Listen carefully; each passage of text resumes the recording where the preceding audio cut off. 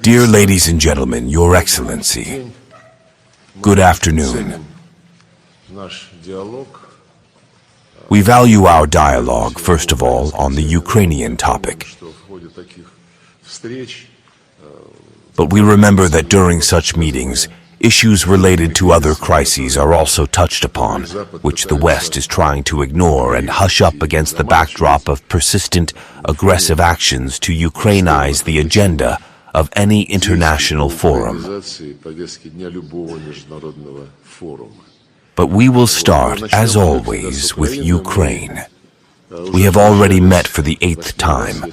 I honestly thought that the numbers were more modest. But nevertheless, we discussed at such roundtables the problems of the militarization of Ukraine, the problems of rewriting history, information wars.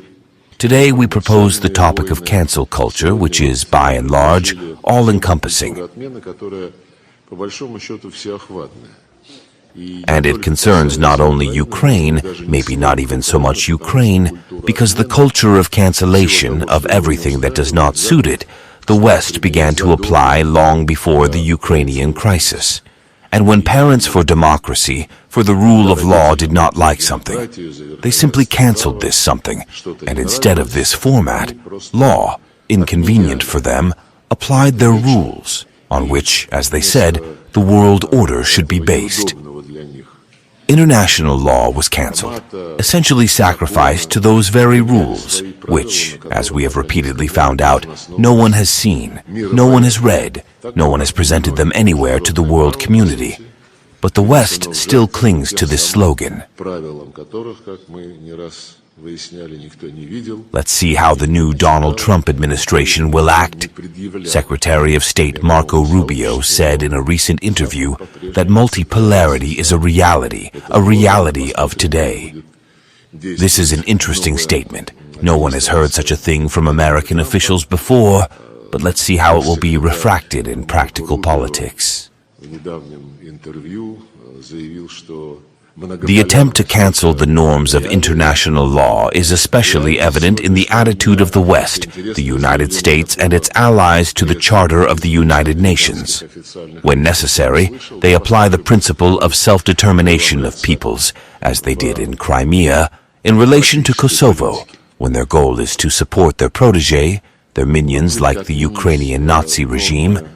Then they cling to the principle of territorial integrity and ignore everything that the peoples of Crimea, the peoples of Novorossiya, Donbass did when, in the face of a bloody, anti-conventional coup d'etat, they refused to recognize its results and refused to live under the rule of a regime that set itself the goal of exterminating everything Russian, namely Russian history, Russian traditions, orthodoxy, language, culture.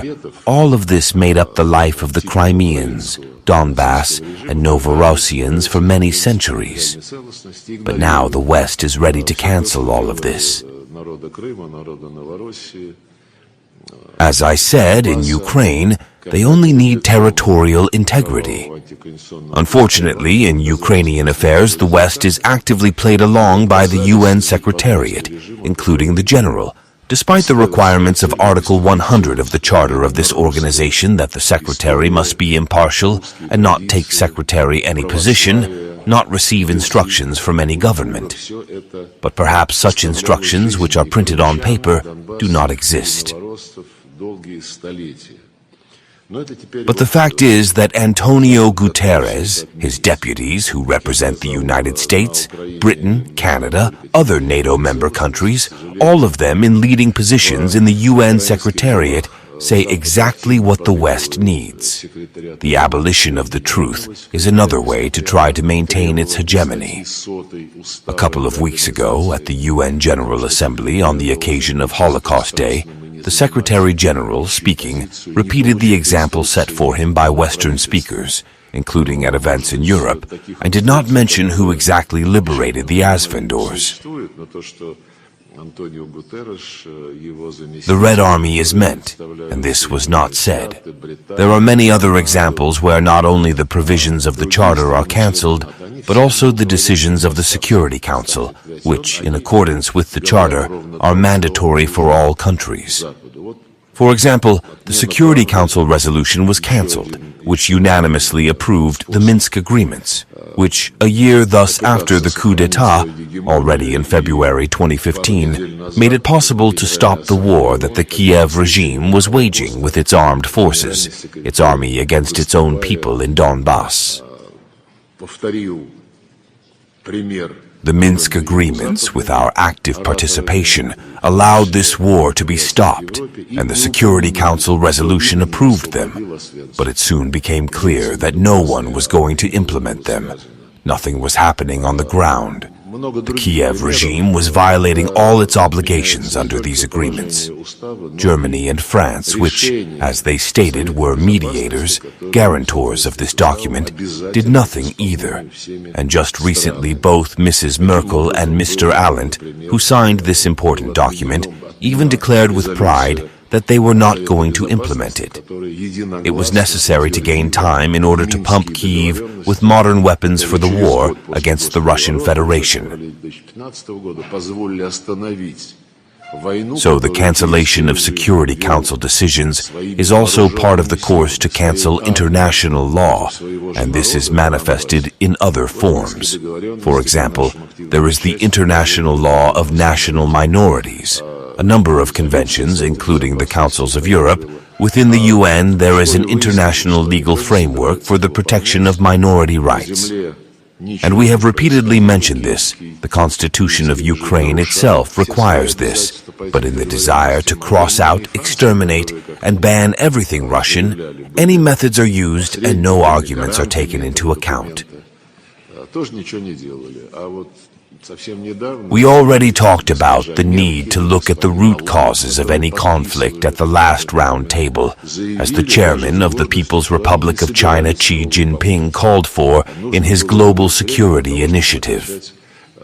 I wrote down that any conflict, in order to be resolved, must be analyzed from the point of view of its root causes, and then practical steps must be developed to eliminate these root causes. The root cause, which lies in the conscious long-term desire, and not only desire, but practical actions of the West, to create direct military threats to the Russian Federation on our borders, on the territory of Ukraine, drawing it into NATO.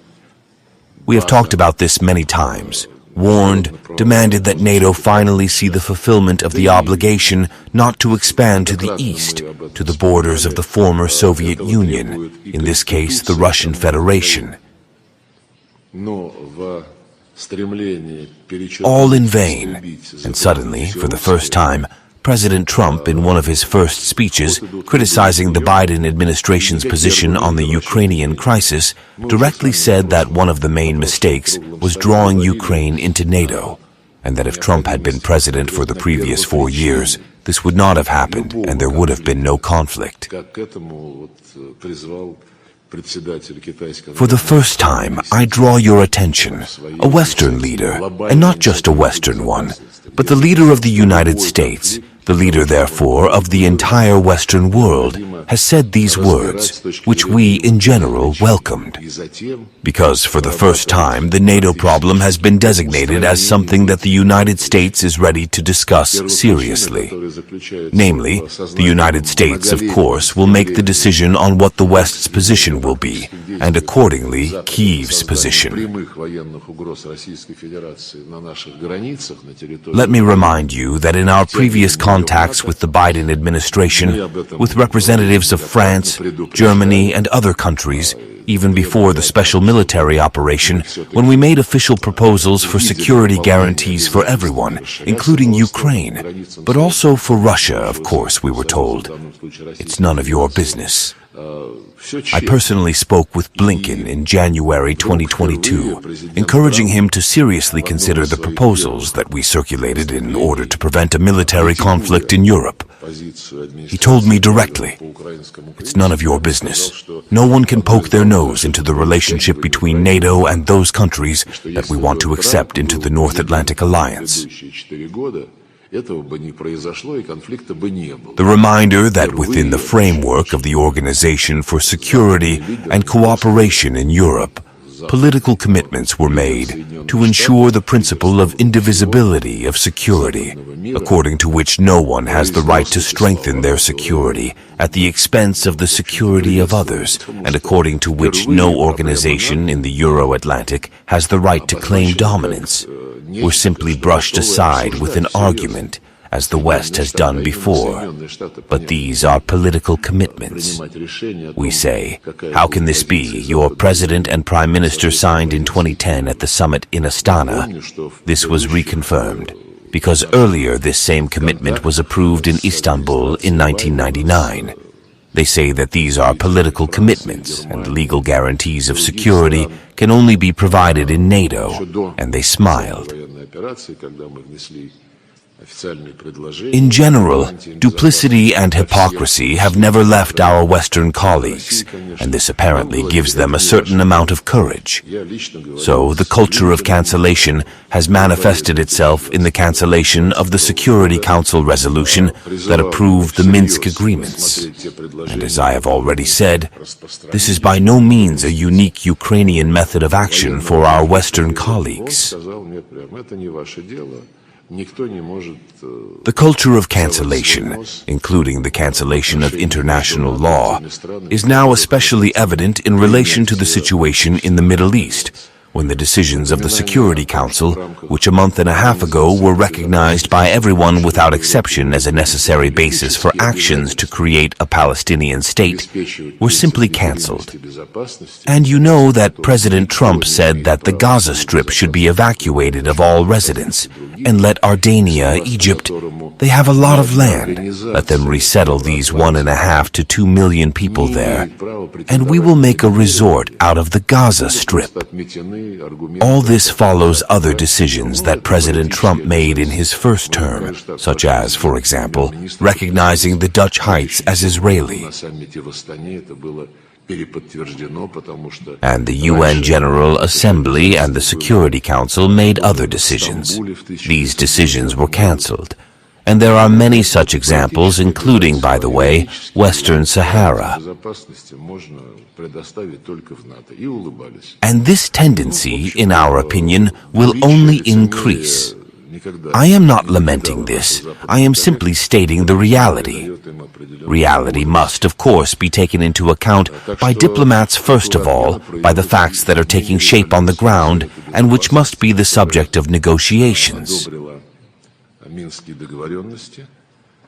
Well, we see attempts, in addition to the abolition of everything Russian, about which Zelensky passes laws. In addition to this, we see the desire of our Western colleagues to also abolish everything Russian.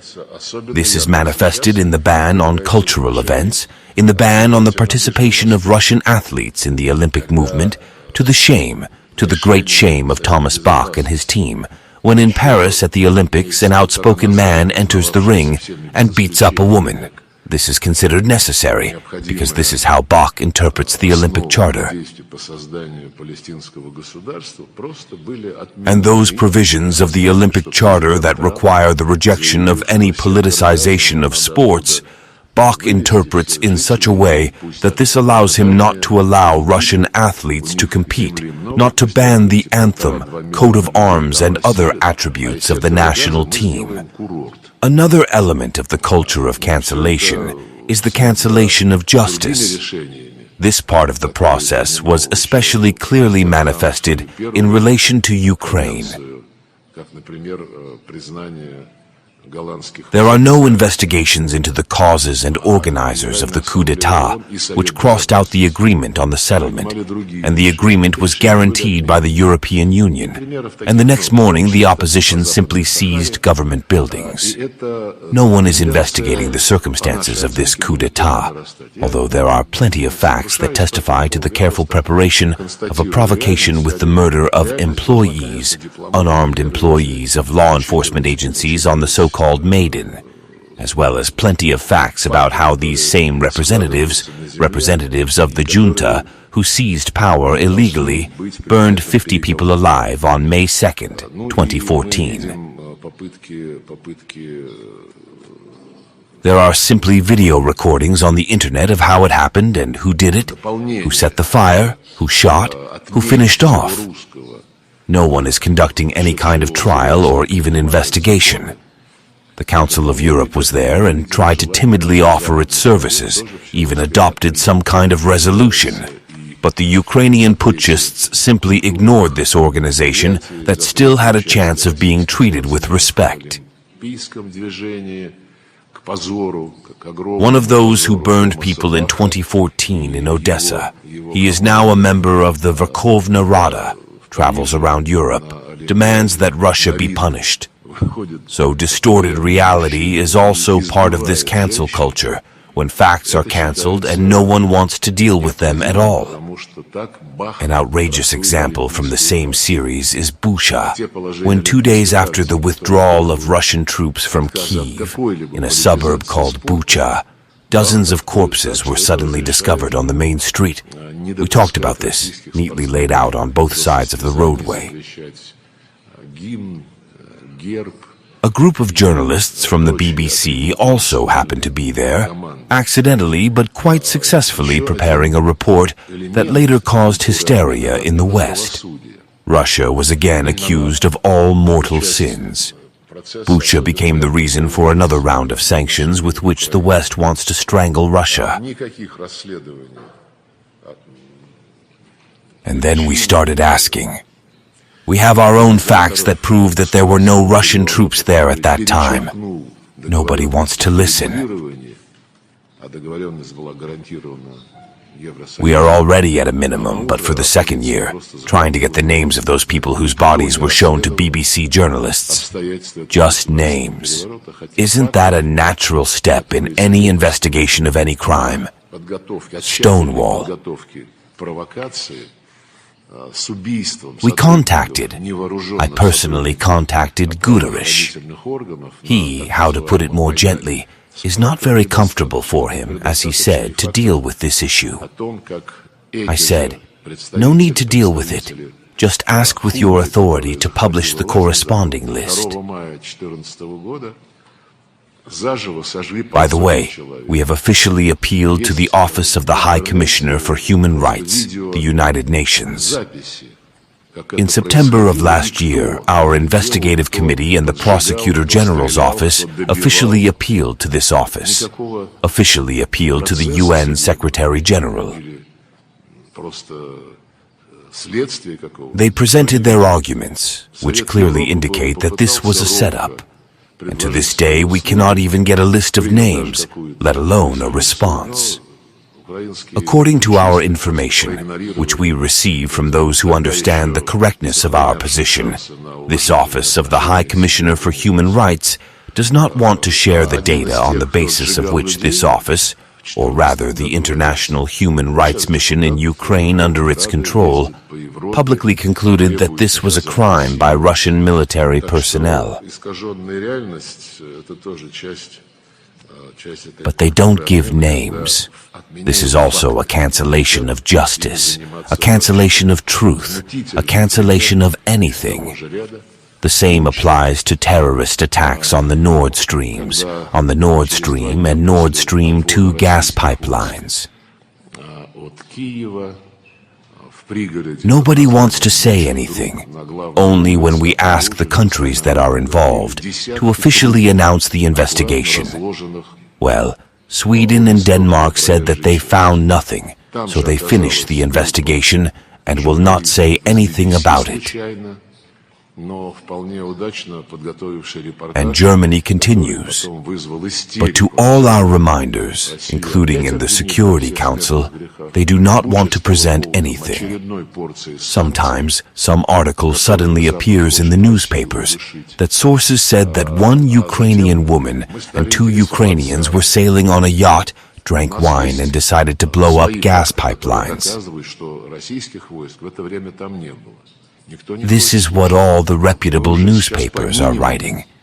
Speaking about journalists, Western ones, by the way, regarding the list of names of the riot victims, I twice appealed to the professional pride of Western journalists at press conferences in New York. I was interested in why you, representatives of the media of the United States, Britain, Europe, Canada, you who demand explanations from the authorities for any reason or without reason, in this case cannot even request a list of victims. It will soon be 3 years since this tragedy. So I have no doubts here either that the abolition of journalism, the abolition of information is also a worthy component of the piggy bank of modern working methods of our Western colleagues. But I am not even talking about the fact that, as you know, Russian mass media are being abolished in full force just because they express an alternative point of view. The West has long been fighting dissent. The fight against dissent reached its peak under the Biden administration, when forums on democracy against autocracy were convened, when they declared, as Blinken did, that those who would be against democracy and refuse to sit with Americans at the Democratic table would be on the menu that would be served at that table. I didn't come up with this. But not to mention Borrell, who said that Europe is a blooming garden, and around it there is a wild jungle. This includes you and me. So the abolition of decency and basic ethics is also from the arsenal of actions of our Western colleagues. The eyes of the USA, the British, and the Europeans are completely closed, tightly closed to the series of laws I mentioned about the abolition of everything Russian in Ukraine, education, communications of mass media, culture, about the ban on the canonical Ukrainian Orthodox Church. But the OSCE decision on the indivisibility of security has been cancelled by practical steps to expand NATO. The agreements that preceded the coup d'etat in 2014 have been cancelled. The Minsk agreements have been cancelled, as have the Security Council resolutions, including those on Middle East regulation. This is a trend. It is not that the West is honing such methods exclusively for Ukraine. Well, we are seeing clear desires to completely abolish our country, as it was in 1945, when World War II was not over yet, when the summits were held in Yalta, in Potsdam, when the Allies celebrated their victory. Now documents have been published that show that the West, even before the end of the war in the Pacific, was preparing plans to attack the Soviet Union, to dismember it. Now these plans have come to life. There was another historical era, 1991, when the Soviet Union collapsed. The West thought that the new authorities, the then authorities of Russia, would be in its pocket. It didn't work out, and now again some marginal people, obviously at the instigation of the West, non-governmental organizers, former Russian citizens who fled to Europe and the United States, have begun to create structures for the decolonization of Russia. They mention 7 or 8 parts into which our country should be divided. So this mentality of canceling everything you don't like and that competes with you, it is present. By the way, competition, fair competition, has long been cancelled by our Western colleagues, including by introducing sanctions.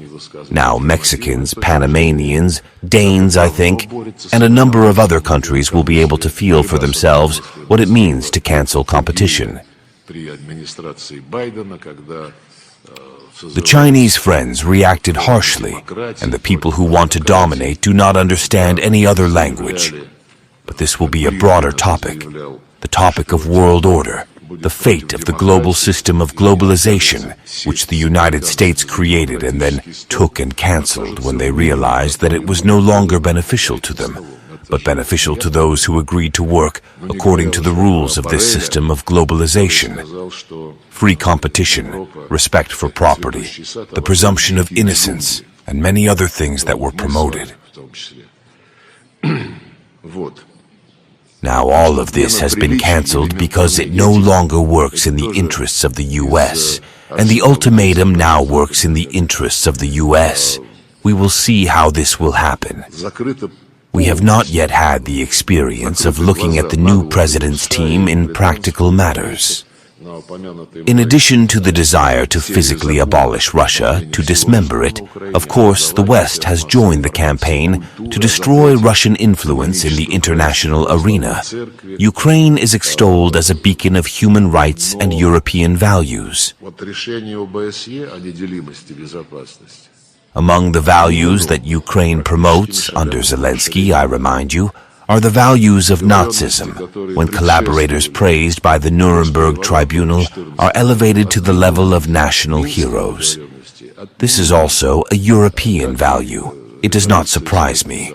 And we also cannot forget that neo-Nazism is raising its head in the West itself. In an effort to cancel everything Russian, as I have already said, they are trying to close tours for us. Russian artists, which have already been agreed upon with the relevant cultural institutions, the cancellation of Russia in sports, all this is doomed to failure. But it is sad that in these attempts, just as the UN Secretary General supports the West's line in canceling inconvenient facts and refuses to help in investigating crimes, the Secretary General of such a once respected organization as UNESCO behaves in exactly the same way. The head of this structure, Madame Azoulay, a citizen of France, in fact contributes to the complete Ukrainianization of the agenda, politicizing UNESCO, refusing to fulfill her direct responsibilities, which include protecting the rights of journalists, does not react to the numerous murders of Russian journalists in the special military operation zone, does not react to the demolition of historical monuments in Ukraine, including in Odessa, where a monument to Empress Catherine the Great, who founded this city, was demolished.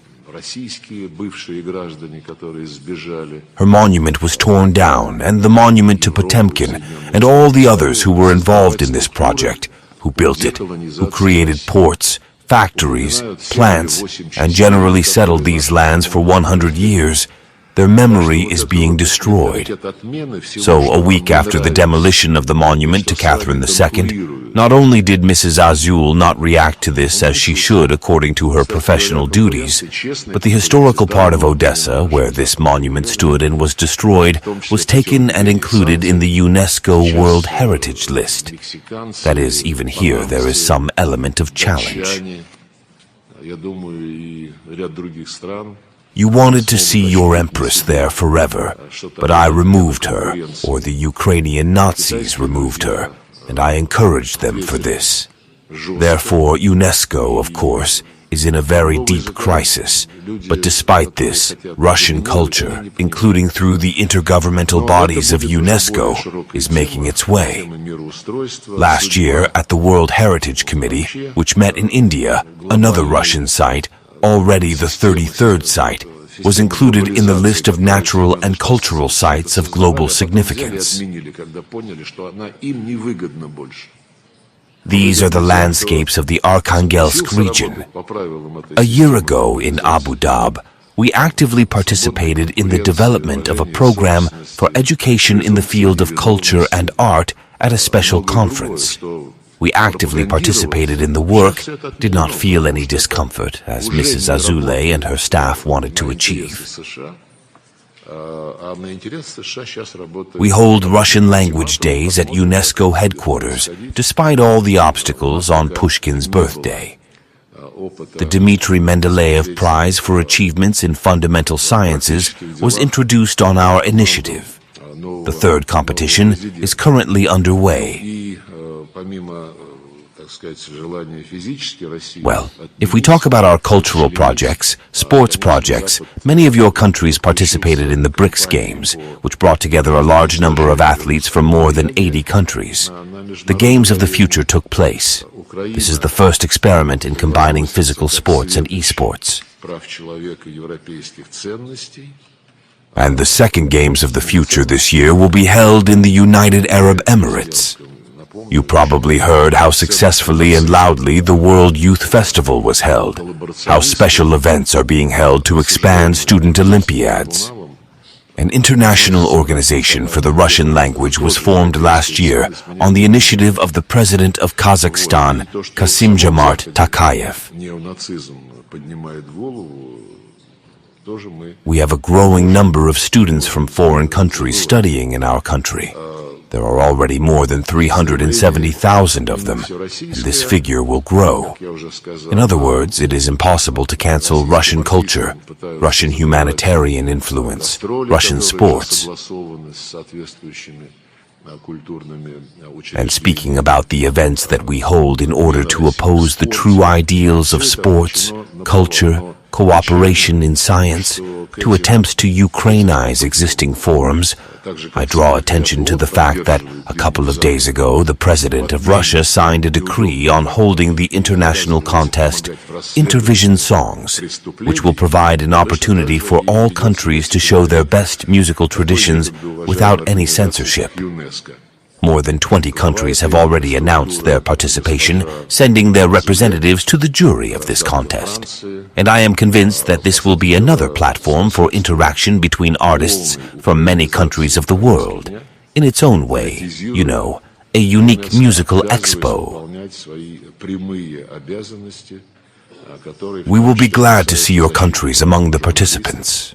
I guarantee that there will be no perversions and mockery of human nature, as we saw during the Olympic Games in Paris.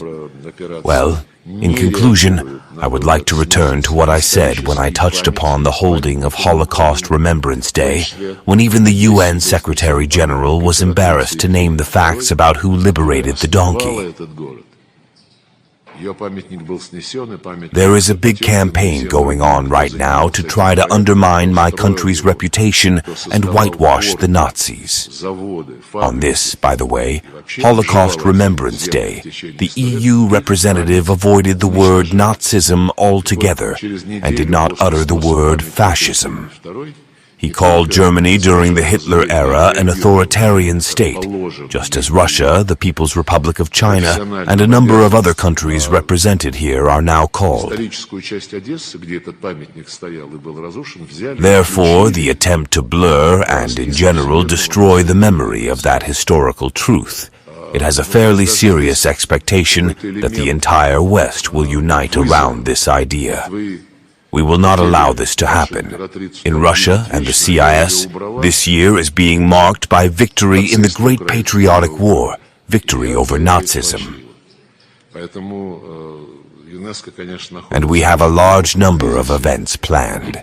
We expect that we will inform you about these events in a timely manner so that you can take part in them. The main date is May 9th, when the victory parade will take place, and many guests have already confirmed their participation, including all our friends, neighbors, allies from the CIS countries and from many other countries.